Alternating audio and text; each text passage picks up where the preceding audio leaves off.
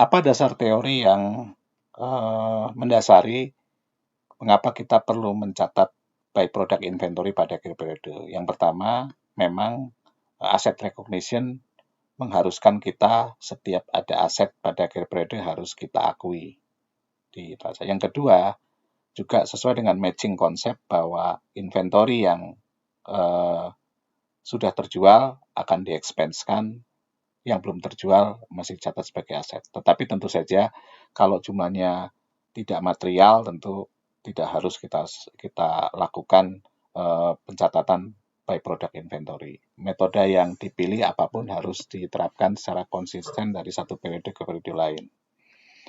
Kita lanjut ke alokasi joint product ke joint cost ke joint product menurut pendekatan dari buku Carter.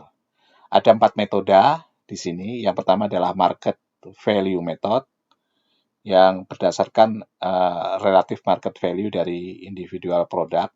Jadi ini mirip dengan sales after split off ya, ditambah kalau memang tidak bisa dijual pada split off menggunakan net realizable value baik dengan gross profit yang berbeda maupun yang gross profit yang konstan. Lalu yang kedua, average unit cost method, ini hanya ada di buku Carter. Yang ketiga, weighted average method, itu pendekatan kedua tetapi memakai bobot, itu juga hanya di buku Carter. Yang ketiga, sama seperti buku Holmgren, quantitative unit method atau physical measurement method. Ya, ini sama dengan di bukunya Holmgren. Kita lihat satu persatu. Market value method didasarkan pada pendapat bahwa harga pasar atau nilai pasar dari produk itu harus dimanifestasikan dalam cost-nya atau benefit itu harus seimbang dengan cost-nya. Ini yang menjadi dasar yang ini. Jadi pada intinya harusnya memang harga itu merefleksikan biaya dari produksi. Argumentasi lain juga menyatakan bahwa metode ini netral. Dia tidak akan mempengaruhi profitabilitas dari setiap joint product yang ada. Jadi kalau ada decision yang didasarkan pada relative probability, kalau dialokasikan secara arbiter bisa berbahaya, akan mendistorsi. Jadi perlu dipilih metode yang tidak mendistorsi pengambilan keputusan yang pada akhirnya nanti berdasarkan profitability. Jadi mirip seperti jangan sampai membuat pengaruh terhadap perilaku dari manajemen karena mereka dinilai kinerjanya berdasarkan profitabilitas dari divisinya. Jadi kalau menggunakan metode alokasi yang tidak tepat nanti akan menimbulkan perilaku yang tidak pas yang akan malah merugikan perusahaan secara keseluruhan. Kemudian pemilihan metode akuntansi cenderung arbiter jika komposisi dari joint product ini tidak dapat diubah. Akan tetapi pemilihannya bisa saja berdasarkan kriteria tertentu, ini di arbiter, apabila proporsi ini dapat diubah dan ada hubungan antara total joint cost dengan total value dari output. Jadi intinya kalau ada hubungan antara total value dengan total output dan manajemen bisa mengelola joint cost dengan menghasilkan revenue yang berbeda, maka keputusan joint cost tidak arbiter. Pendekatannya adalah pendekatan benefit cost atau yang berbasis market value. Tetapi kalau itu tidak ada, maka sebenarnya mau pakai apapun itu sebenarnya lebih arbiter.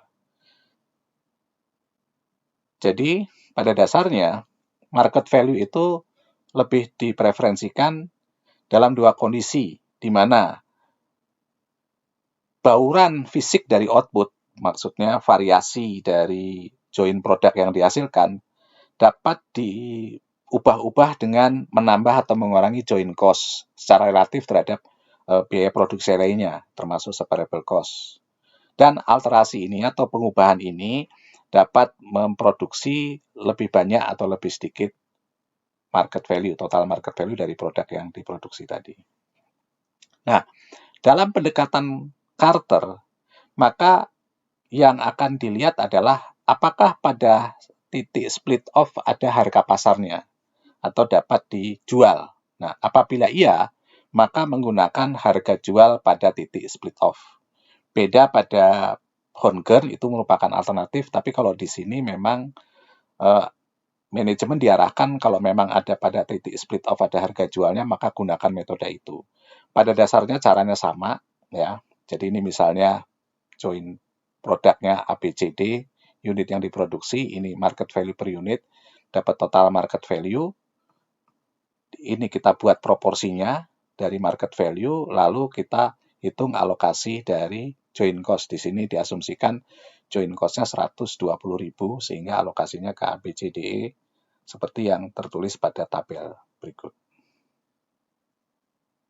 Nah, dengan cara ini, maka sama satu hal yang unik adalah gross margin-nya akan sama untuk semua produk, sama dengan gross margin dari total. Ya. Ini sama dengan pendekatan pada Hongen. Apabila join produk tidak dapat dijual pada titik split off, ya, maka pendekatannya seperti pendekatan net realizable value pada bukunya Honger. Ya, misalnya ini diketahui harga pasar akhirnya adalah ini angka-angka di sini A, B, C, D, kemudian ini separable cost-nya, ya. Nah, cara mengalokasikannya adalah dihitung dulu berapa ultimate market value dengan memperhitungkan unit yang diproduksi, dikurangi split off cost atau separable cost, diperoleh yang namanya hypothetical market value. Nah, hypothetical market value ini nanti yang menjadi bobotnya. Jadi nanti join cost-nya 120 dihitung dari 8.000 dibagi 200.000 dikalikan 120.000 diperoleh 4.800 dan seterusnya. Ini nanti ditambahkan dengan processing after split off atau separable cost diperoleh total production cost. Nah, di sini tentu saja angkanya berbeda-beda yang nanti pada akhirnya akan menyebabkan profit margin dari masing-masing produk akan berbeda-beda seperti yang ditunjukkan pada tabel berikut. Jadi tidak sama gross profit marginnya. Nah, bisa juga tadi kalau disamakan, jadi mirip seperti NRV dengan konstan gross profit margin, caranya juga sama, hanya cara menghitungnya sedikit berbeda. Di sini dikurangi dulu dengan, di sini misalnya diketahui harga jual akhir, dikurangi dengan profit margin, ya, misalnya ditetapkan totalnya dihitung 80 per 20, 32%, jadi ini masing-masing 32%. Kemudian diperoleh total cost, ya, termasuk separable cost, dikurangi separable cost, diperoleh join cost dari alokasi join cost masing-masing. Nah, ini kalau pendekatan dari model kalau kita menggunakan ingin mendapatkan gross profit yang sama. Jadi ini sama seperti pendekatan pada metode yang diajarkan di buku Honger. Alokasi join cost dengan menggunakan average unit cost sangat mudah, sederhana. Total join cost akan dibagi dengan jumlah unit yang diproduksi dari semua join produk. Jadi misalnya produk ABCD ini masing-masing 20.000 unit, 15.000 unit, 10.000 unit, dan 15.000 unit sehingga totalnya 60.000. Total join cost dibagi dengan total unit diperoleh join cost per unit sebesar $2. Kemudian alokasinya tinggal produk A 20.000 unit dikalikan per unitnya $22 menjadi 40.000, produk B dan seterusnya. Jadi sangat mudah. Ini berdasarkan asumsi atau argumentasi bahwa semua produk itu dihasilkan dari proses yang sama, jadi harusnya mendapatkan join cost yang proporsional sesuai dengan jumlah unitnya. Nah, sepanjang memang fisiknya sama dan per unit harga pasarnya tidak begitu berbeda, metode ini cukup rasional untuk digunakan. Tetapi apabila ada perbedaan dari ukuran unitnya mungkin dari sisi fisiknya berbeda atau ada tingkat kesulitannya berbeda atau harganya berbeda, maka pendekatan per unit ini dapat dimodifikasi dengan memberikan bobot.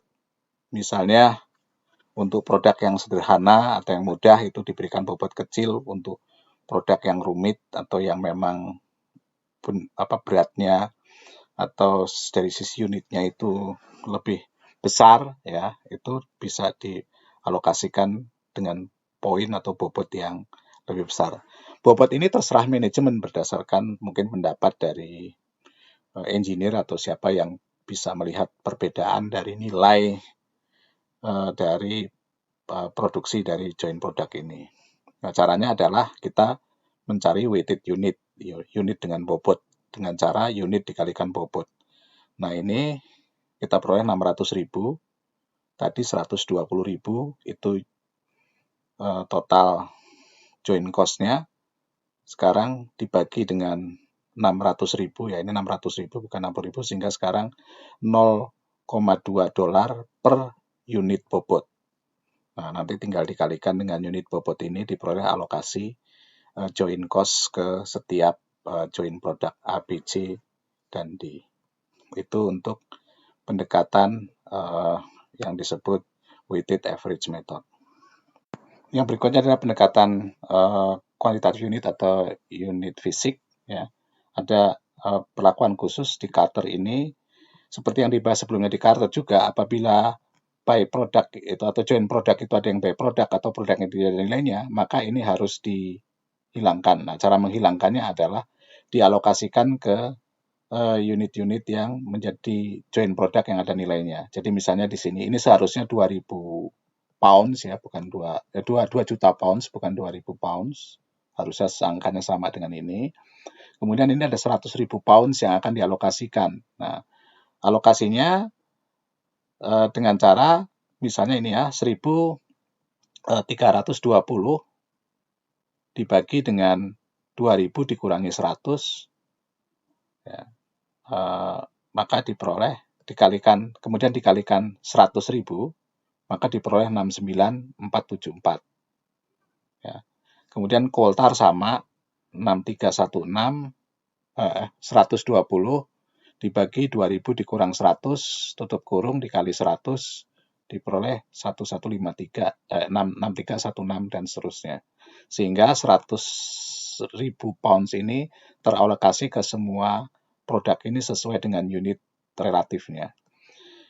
Kedua angka ini dijumlahkan sehingga diperoleh revised weight dari produk yang ada nilainya. Dan berdasarkan revised weight ini dialokasikan itu joint cost ke masing-masing produk tadi. Jadi sama, hanya ini bedanya ada satu teknik perhitungan di mana kalau ada satu by product itu dihilangkan dan dialokasikan ke joint product yang ada beratnya. Ya. Nah, itu secara keseluruhan metode yang ada pada buku Carter. Yang berikutnya adalah beberapa hal yang harus dipahami. Jadi di Amerika Serikat banyak standar akuntansi itu seringkali dipengaruhi oleh keputusan dari Internal Revenue Service atau Dirjen Pajaknya mereka. Jadi di sini pada dasarnya kenapa suatu metode joint cost itu dipakai sampai sekarang, karena biasanya memang didasarkan pada ketentuan-ketentuan hukum. Salah satu diantaranya adalah praktek yang diperbolehkan oleh pajak di sana. Jadi ini contohnya, nanti silakan dibaca sendiri karena pada dasarnya ini hanya memberikan penjelasan tambahan. Kemudian juga sama, dalam melakukan joint cost perlu dipertimbangkan tadi pengaruhnya terhadap perilaku atau pengambilan keputusan dan profitability analysis. Pada dasarnya ini sama dengan apa yang sudah dibahas di Holmgren, jadi saya tidak perlu membahas lebih lanjut. Itu saja materi yang terkait dengan cost accounting buku Carter. Selamat belajar.